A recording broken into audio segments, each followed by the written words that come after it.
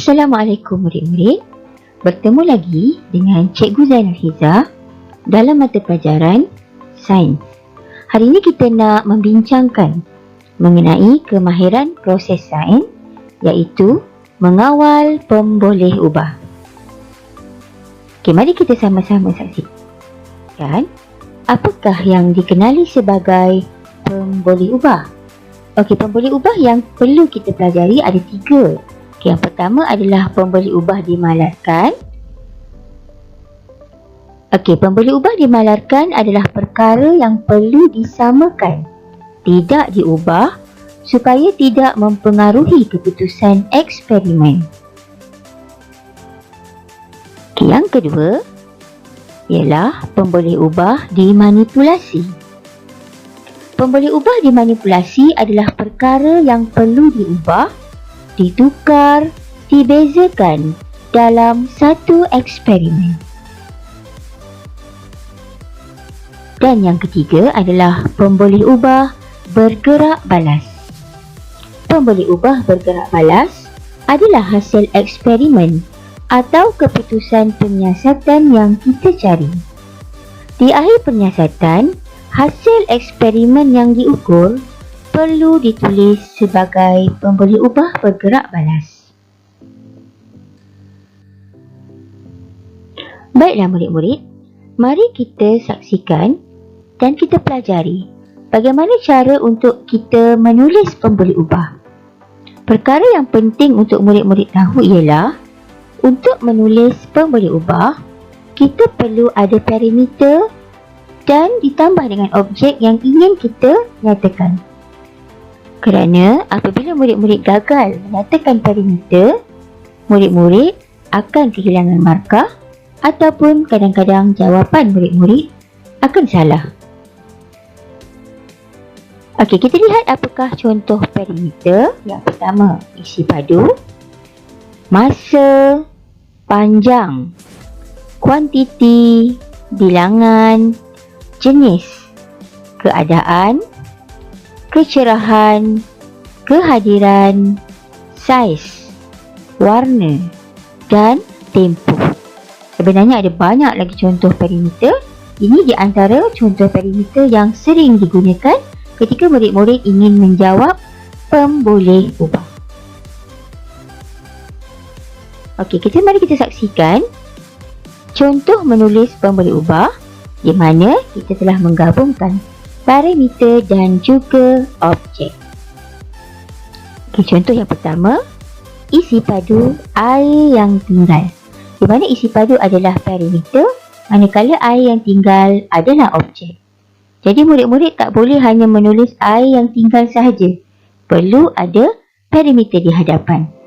Okay, yang kedua, masa air melebur. Panjang spring. Kuantiti anak ayam, bilangan klip kertas dan jenis permukaan. Jadi cikgu harap murid-murid semua sudah memahami cara untuk menulis pemboleh ubah dengan tepat. Okey, baiklah. Seterusnya kita lihat contoh pemboleh ubah dalam soalan yang selalunya ditanya di bahagian B. Okey, ini adalah satu contoh soalan. Okey, soalan ini menginginkan kita mencari ketiga-tiga pemboleh ubah yang telah kita pelajari sebentar tadi. Murid-murid, sekiranya soalan mempunyai jadual seperti ini, selalunya di bahagian nampak tak? Okey, di bahagian tajuk ia akan melambangkan pemboleh ubah yang ingin kita cari. Kalau kita lihat saiz balang, ia adalah berbeza di mana ada saiz balang yang kecil, ada saiz balang yang besar. Jadi, saiz balang dikenali sebagai pemboleh ubah dimanipulasi. Manakala masa lilin terpadam adalah suatu perkara yang ingin kita perhatikan, yang ingin diukur. Maka masa lilin terpadam adalah pemboleh ubah bergerak balas. Bagaimana kita nak menentukan pemboleh ubah dimalarkan? Sebenarnya, pemboleh ubah dimalarkan selalu terdapat di dalam soalan. Okey, cuba murid-murid lihat gambar lilin. Lilin ini adalah lilin yang sama. Dia perlu sama kerana jika kita menggunakan lilin yang berbeza, maka penyiasatan kita tentu akan berubah. Jadi, lilin merupakan pemboleh ubah dimalarkan. Okey, kita lihat soalan yang seterusnya, di mana soalan ini menggunakan carta, okey, ataupun graf. Selalunya graf dia ada mempunyai dua satah, iaitu satah menegak dan satah melintang. Okey, untuk kedua-dua satah, selalunya satah akan mewakili pemboleh ubah. Satah yang melintang, yang kita lihat di situ, kawasan pembiakan yang beridis.